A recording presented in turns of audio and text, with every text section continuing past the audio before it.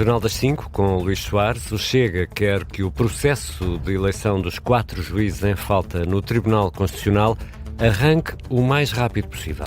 A reação do Chega à renúncia de José João Abrantes do cargo de Presidente do Tribunal Constitucional. Em comunicado, ele diz que sai por razões pessoais e institucionais, com efeitos a partir da posse do substituto. Há instantes, André Ventura reagiu na sede do partido, onde está o Vasco Maldonado Correia, que se junta a nós agora em direto. Vasco, uma declaração que serviu também de alerta para o que André Ventura diz ser mais um exemplo do conluio entre PSD e PS. Já ontem, Luís, o líder do Chega se queixava desse alinhamento entre PSD e PS, no caso da Comissão Parlamentar de Inquérito ao caso da Operação Influencer. Ora, agora o tema é outro, mas com os mesmos protagonistas. Ventura, a renúncia do Presidente do Tribunal Constitucional só acontece agora por pressão política dos socialistas, que o momento foi escolhido e que esse processo que estava a ser negociado na altura quando se discutiam os cargos em falta para os órgãos externos, que esse processo foi atrasado, não ficasse de fora desses lugares em falta no Tribunal Constitucional. Fala por isso em pressão política do PS, aceite pelo PSD. O Presidente Chega agora vê com os olhos de todo o país aquilo que aconteceu. O PS estava descontente porque não tinha nenhum lugar na eleição de 3 juízes. O PSD estava com medo de não dar nenhum desses lugares aos juízes do Tribunal Constitucional e de não satisfazer o Partido Socialista, e conjuminaram os dois, eu sei perfeitamente o que estou a dizer, portanto estou a assumir as palavras, e conjuminaram os dois uma forma de garantir que o PS ficava com uma satisfação do lugar. Isto envolveu nada mais, nada menos do que um alto cargo do Tribunal Constitucional. Feito este alerta, Ventura quer por isso que o processo da eleição dos juízes arranque imediatamente. Amanhã há conferência de líderes no Parlamento. O Chega vai por isso iniciar formalmente o processo de reeleição, de eleição de todos, mas mesmo todos os juízes em vaga no Tribunal Constitucional.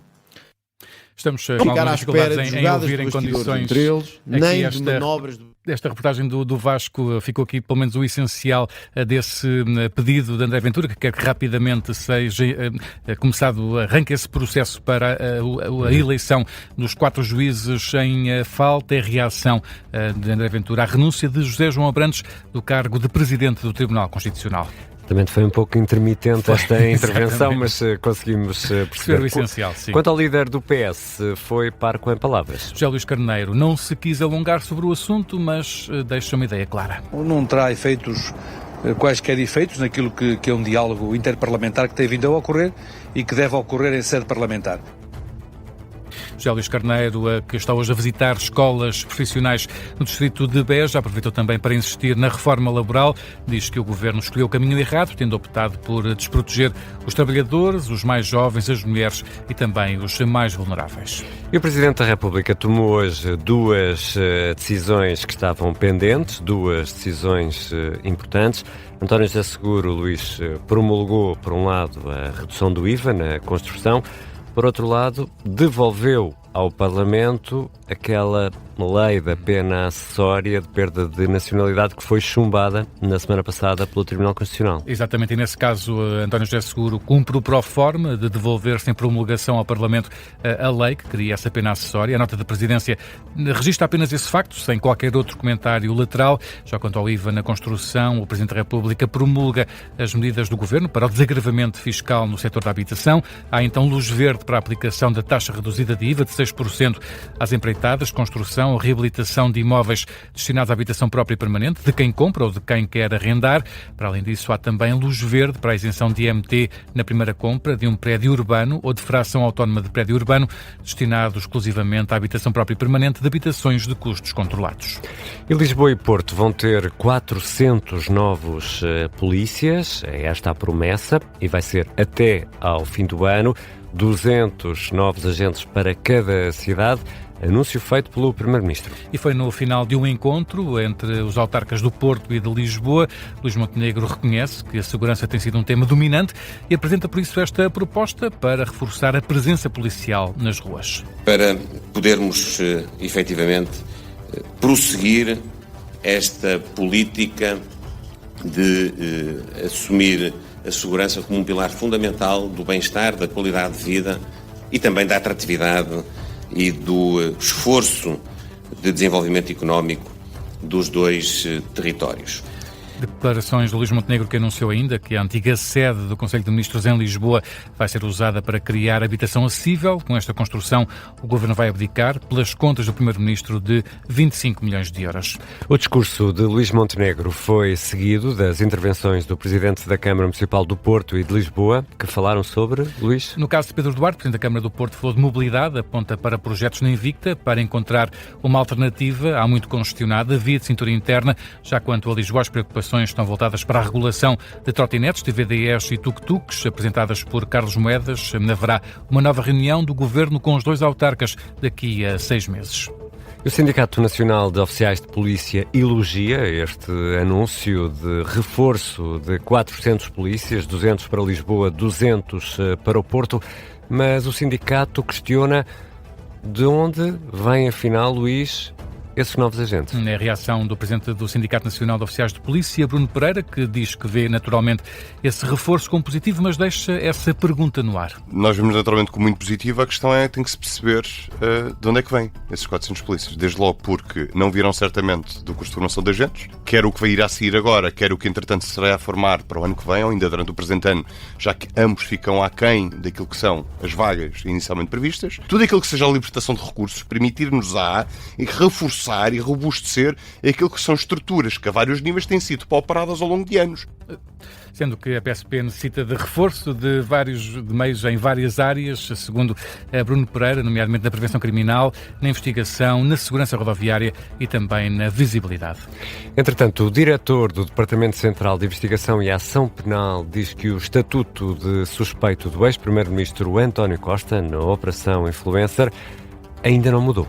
Em causa o processo que levou António Costa a pedir admissão por suspeitas relacionadas com o Centro de Dados em Sines, mas no qual não foi constituído arguido. Entrevistado no programa Justiça Cega, Rui Cardoso explica que este processo ainda tem diligências em curso. Se o inquérito ainda está pendente é porque não foram esgotadas todas as diligências, tudo aquilo que é possível fazer para devidamente esclarecer o que está a ser investigado. Portanto, António Costa continua a ser suspeito ao dia de hoje. O estatuto não mudou. O estatuto não mudou, explica o Procurador-Geral Adjunto e também diretor do TCIAP, que foi também questionado sobre a Operação Marquês. Rui Cardoso não tem dúvidas, muito do futuro da legitimidade do sistema penal está em jogo neste processo. Rui Cardoso foi entrevistado por Luís Rosa e João Paulo Godinho no programa Justiça Cega, que está já disponível em podcast. E há outras notícias a marcar a tarde desta terça-feira, 12 de maio. O Ministério Público arquivou o inquérito-crime à morte de um idoso em Mogadouro durante a greve de técnicos do INEM em 2024. No despacho de arquivamento a que a Lusa teve acesso, o Ministério Público confirma que as 2 chamadas realizadas para o 112 não foram atendidas no Centro de Orientação de Doentes Urgentes. No entanto, sustenta que não é certo que o desfecho fatal seja devido ao atraso no atendimento. No Reino Unido, vários membros do governo de Keir Starmer apresentaram demissão. O mais recente foi o Ministro da Saúde, mas o Primeiro-Ministro britânico recusa sair, apesar da pressão crescente para que abandone o cargo. Numa reunião em Downing Street, Keir Starmer desafiou os apelos para que renunciasse e disse aos ministros que iria continuar a governar. No entanto, o apoio dentro do Partido Trabalhista parece diminuir, não só com as demissões de membros do governo, mas também com o apelo de mais de 80 parlamentares que pediram publicamente a Starmer para que estabeleça um momento para deixar o cargo. Em sentido contrário, mais de 100 de deputados trabalhistas assinam uma carta a dizer que não é a altura de contestar a liderança do partido. O governo espanhol garante que todas as pessoas do navio com surto de antavírus chegaram às Canárias sem sintomas ou sem teste positivo de infecção. Os protocolos previam um inquérito epidemiológico à chegada às Canárias e a medição de temperatura, sendo que ninguém tinha febre ou outros sintomas. Entretanto, um homem italiano de 25 anos, que já se encontrava em quarentena por sintomas compatíveis com antavírus, deverá ser internado hoje. Vai ser submetido a testes e exames clínicos destinados a apurar se foi contagiado com a doença depois de ter estado em contacto com a mulher do paciente zero. E ao longo das últimas semanas, Ricardo, o Observador tem revelado toda a história da investigação a um dos crimes mais mediáticos e mais brutais dos últimos anos. Estamos a falar do Podcast Plus Os Ficheiros do caso Carlos Castro, que chega agora ao fim, o 6º e último episódio já está publicado.